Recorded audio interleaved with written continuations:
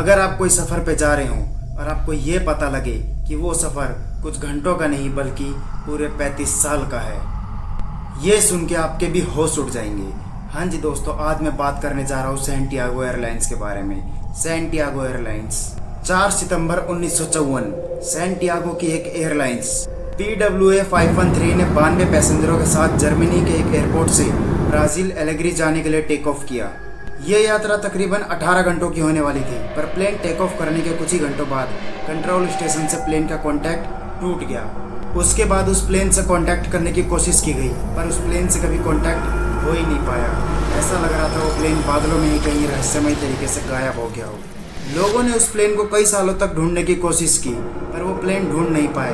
ऐसा लगने लगा कि हमने वो प्लेन और उसमें बैठे 92 पैसेंजरों को हमेशा के लिए खो दिया।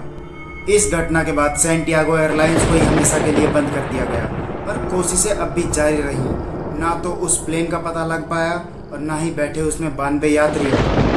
उसके बाद धीरे धीरे दिन सालों में बदलने लगे और उस प्लेन को खोज पाना असंभव सा लगने लगा।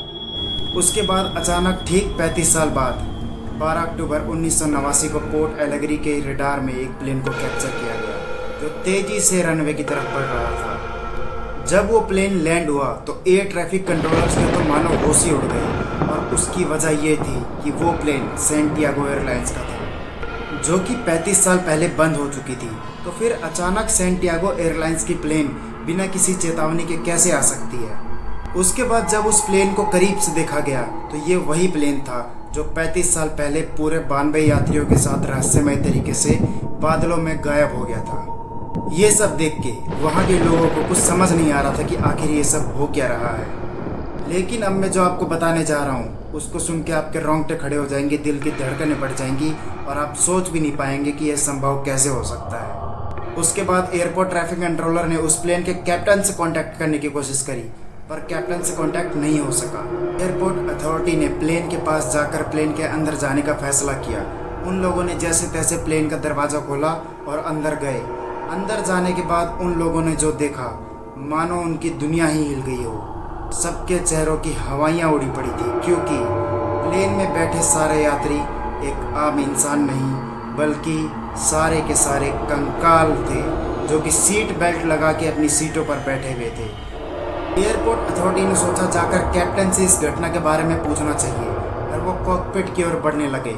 जैसे ही वो कॉकपिट में गए, जैसे ही उन्होंने कॉकपिट का दरवाज़ा खोला, वहाँ पे कैप्टन की जगह उनको कंकाल ही मिले और उनके हाथ प्लेन के नेविगेशन कंट्रोल पे मौजूद थे। उस घटना के बाद उस समय के सबसे जाने माने पैरानॉर्मल एक्सपर्ट और वैज्ञानिक डॉक्टर अटीलो का ध्यान भी अपनी ओर खींचा, और साथ ही इसमें कई पैरानॉर्मल इन्वेस्टिगेटर्स भी शामिल थे, जिन्होंने ये रहस्य और इस घटना की असल वजह जानने के बारे में पूरी कोशिश की। लेकिन इन सारे इन्वेस्टिगेटर्स ने इस घटना के बारे में पूरी दुनिया को सिर्फ एक ही थ्योरी बताई। उन्होंने बताया कि फ्लाइट 513 शायद किसी तरह के टाइम बबल में एंटर कर गई और सन 1989 में आ पहुंची। लेकिन लोगों द्वारा दी गई थ्योरी भी आज तक इस बात का जवाब नहीं दे पाई कि पायलट के कंकाल रूपी होने के बाद भी प्लेन को सही तरीके से लैंड कैसे किया गया। इस बात का जवाब आज तक नहीं मिल पाया। इस वजह से ये रहस्य ही रह गया। दोस्तों, मैं अब आपको एक अगली रोमांचक कहानी के साथ मिलूंगा। वीडियो अच्छी लगी हो तो लाइक कर दें, चैनल को सब्सक्राइब कर दें और बेल आइकन ज़रूर प्रेस कर दें ताकि नई वीडियो आने पे पहला नोटिफिकेशन आपको मिले।